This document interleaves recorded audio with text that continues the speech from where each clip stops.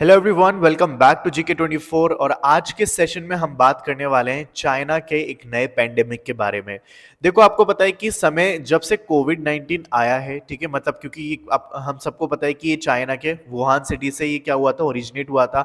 उसके बाद से हम देखते हैं कि चाइना के अंदर एक के बाद एक कोई ना कोई नई नई बीमारियां आती रहती है। अभी हाल ही में जो एक न्यूज में बहुत ज्यादा चल रहा है, एक तरीके से बज़वर्ड मान लो, तो यहाँ पे बोला जा रहा है कि एक अनादर पेंडेमिक जिसको मिस्टीरियस यानी कि अजीबोगरीब न्यूमोनिया जैसा कुछ सिम्टम्स वाला आउटब्रेक हुआ है चाइना के अंदर। मतलब इसके सिम्टम्स जो है ना, वो दिखने में तो वैसे न्यूमोनिया जैसे हैं, लेकिन ये जो आउटब्रेक है अभी तक समझ में नहीं आया, और ये जो चाइना है इसने भी अभी तक क्लियर नहीं किया है। तो क्या है ये पूरी बात जानेंगे, और इंडिया के लिए क्या ये डेंजरस है और इंडिया को क्यों चिंता करनी चाहिए, और जो पूरे एक तरीके से क्या है पूरी न्यूज, इस सब के बारे में हम बात करेंगे। देखो, सबसे पहले बात करते हैं डब्ल्यूएचओ की। तो यहाँ पे जो न्यूज है ये बेसिकली हमने कहां से ली, डब्ल्यूएचओ से। तो डब्ल्यूएचओ जो है बार बार चाइना से एक ही बात पूछ रहा है कि भाई हमें जो है डिटेल बताओ कि क्या है ये मिस्टीरियस निमोनिया जैसा आउटब्रेक। ठीक है, तो यहाँ पे ये चीज हो गई। इसके अलावा क्लस्टर्स जो है रेस्पिरेटरी डिजीज वो पाए गए बच्चों के अंदर, ये भी जो है डब्ल्यूएचओ को कहना है। इस पे भी क्लैरिटी मांगी है किसने, चाइना चाइना से डब्ल्यूएचओ ने। तो यहाँ पे आप सभी देख पा रहे हो। अब देखो, यहाँ पे इंडिया के लिए ये जो 2024 है, आपको बताइए कि साल खत्म होने वाला है और हमारे लिए एक नया साल आने वाला है 2024। और 2024 में हमारी क्या है, लोकसभा चुनाव।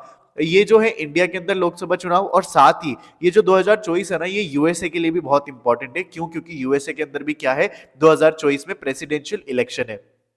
अब इन सभी को देखते हुए ना, हमारे लिए चिंताजनक विषय बन जाता है कि कहीं ऐसी कोई सिचुएशन अराइज ना हो। और जो डब्ल्यूएचओ है ना, वो भी पहले से प्रिपरेशन करना चाहता है, या फिर वो लोगों को अवेयर करना चाहता है इस डिजीज के बारे में, क्योंकि वो भी नहीं चाहता कि जिस तरीके से पहले चीजें हुई वो अब हो। ठीक है, तो इसीलिए वो क्या करना चाहते हैं कि एक तरीके से इसको समय रहते कंट्रोल करने के बारे में। अब देखो, यहाँ पे अगर आप डब्ल्यूएचओ के स्टेटमेंट देखोगे ना, तो इन स्टेटमेंट्स को पढ़ के आपको यही समझ में आएगा कि actually WHO is also not clear about the whole outbreak. ठीक है, यानी डब्ल्यूएचओ को भी क्लियर इंफॉर्मेशन नहीं है। वो बस चाइना से बार बार यही पूछ रहे हैं कि चाइना हमें बताओ, हमें और डेटा दो इस रिलेटेड, इस पेंडेमिक से रिलेटेड। तो यहाँ पे बताया जा रहा है कि इस तरीके से क्लस्टर्स पाए जा रहे हैं, रेस्पिरेटरी इलनेस पाई जा रही है, सांस लेने में दिक्कत हो रही है बच्चों को। कहाँ पे? नॉर्दर्न चाइना में। किसका कहना है? ये डब्ल्यूएचओ का कहना है।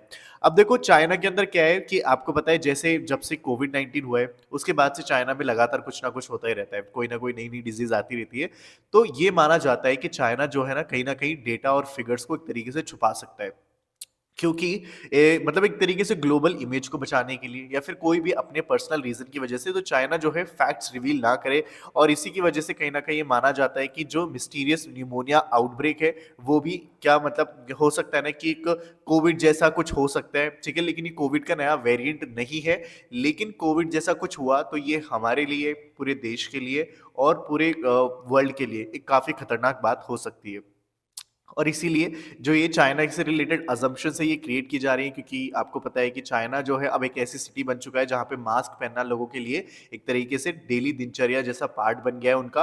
तो वहाँ पे अब लोगों की लिविंग स्टाइल ही कुछ ऐसी हो गई है, और वहाँ पे बहुत ज़्यादा वल्नरेबल जो सिचुएशन है वो हमेशा लगी रहती है लोगों को। एक जो मतलब लोग क्या होते हैं, थोड़े से चीज़ों से बहुत ज़्यादा पैनिक हो जाते हैं, क्योंकि वहाँ पे जो चीज़ें हैं उस टाइप से जो डिजीज़ हैं वो अराइज होती हैं। तो यहाँ पे अगर आप डब्ल्यूएचओ का पूरा आर्टिकल पढ़ोगे तो वहां पे यही मेंशन है कि डब्ल्यूएचओ ये बोलने लगा है कि देखो, हम रिकमेंड करते हैं चाइना के लोगों को कि वो जो है सेफ्टी मेजर्स को फॉलो करें, जैसे कि रेस्पिरेटरी इलनेस यानी कि सांस लेने में दिक्कत हो रही है, तो उसके लिए आप क्या करो, वैक्सीनेशन करो, डिस्टेंस मेंटेन करो लोगों से, अपने घरों पे रहो। ठीक है, टेस्ट करवाओ, मेडिकल केयर जो है जो भी नीडेड पड़े आप उसको लो, मास्क वगैरह पहनो, और जो है प्रॉपर वेंटिलेशन वगैरह का पूरा इंतजाम रखो, हैंड को वॉश करो। तो एक कहीं ना कहीं अब आप देखोगे ना, ये सारे के सारे मेजर जो डब्ल्यूएचओ सजेस्ट कर रहा है, ऐसा नहीं लग रहा कि जैसे कोविड 19 फिर से वापस आ गया हो। ठीक है, क्योंकि कोविड 19 जैसे ही जो है मेजर्स हमें बताए जा रहे हैं जो कि हम फॉलो करते थे 2020 के अंदर। तो यहाँ पे अब आप देख सकते हो कि बातें और जिस तरीके से अंदाजा लगाया जा रहा है, ऐसा तो लग रहा है कि जैसे शायद कोविड 19 का ही कोई दूसरा भाई आ गया हो। लेकिन अभी तक कुछ कहा नहीं जा सकता, क्योंकि चाइना ने कोई भी इस पर क्लैरिटी नहीं दी है। चाइना ने ये नहीं बताया है कि what this pandemic is all about, या फिर ये एक्चुअल में है क्या।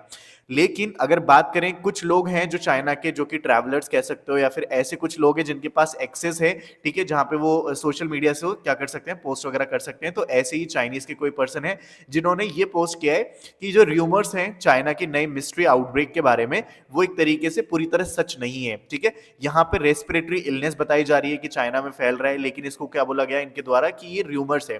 तो इन्होंने कहा कि हम जो है एक तरीके से फेक न्यूज को क्या कर रहे हैं, प्रमोट कर रहे हैं, क्योंकि इन्होंने बोला कि ये जो सीजन है चाइना के अंदर, एक पीक सीजन होता है अबाउट द फ्लू, ठीक है, ये एक फ्लू सीजन होता है चाइना के अंदर। यहाँ पे क्या होता है कि लोग जो है जल्दी से जल्दी बीमार होते हैं, और इसी की वजह से क्या हो रहे हैं, हॉस्पिटल्स जो है ज्यादा से ज्यादा ऑक्यूपाइड हो रहे हैं। लेकिन जो पेरेंट्स हैं वो इसलिए हो रहे हैं हॉस्पिटल ऑक्यूपाइड क्योंकि पेरेंट्स जो है वो बहुत ज्यादा क्या हो गए, एक्स्ट्रा कॉशियस हो गए। यहाँ पे देखो, कॉशियस पेरेंट जो है still traumatised by the Covid, यानी कि कोविड का जो एक तरीके से इंपैक्ट था उससे आज भी जो पेरेंट्स हैं वो बहुत ज्यादा एक तरीके से ट्रॉमेटाइज्ड है, और इसीलिए अगर छोटी सी भी छोटी चीज उनको कुछ भी होता है तो वो अपने बच्चे को कहाँ लेके पहुंच जाते हैं, हॉस्पिटल, और इसी की वजह से हॉस्पिटल क्या हो गए, फुल हो गए, और बाकी कुछ भी नहीं है। तो यहाँ पे सीधा सीधा इन्होंने इस चीज को एक तरीके से फेक न्यूज बता के ये बोल दिया है कि ऐसा कुछ भी नहीं है, लेकिन अभी हम इस पे पूरा ट्रस्ट नहीं कर सकते जब तक WHO कोई क्लैरिफिकेशन नहीं दे सकता। तो अभी आप, मैं या फिर कोई कुछ भी नहीं कह सकता कि ये सच है या झूठ है, या फिर जो इलनेस के बारे में बताया जा रहा है वो कहां तक सच है। जो भी होगा हम देखेंगे, WHO का वर्डिक्ट सुनेंगे। और अभी तक आप देख सकते हो कि देखो, WHO बार बार अपने स्टेटमेंट में यही लिख रहा है कि WHO को पूछना पड़ रहा है कि WHO आस्क चाइना, या फिर आप देखोगे कि WHO रिक्वेस्ट चाइना।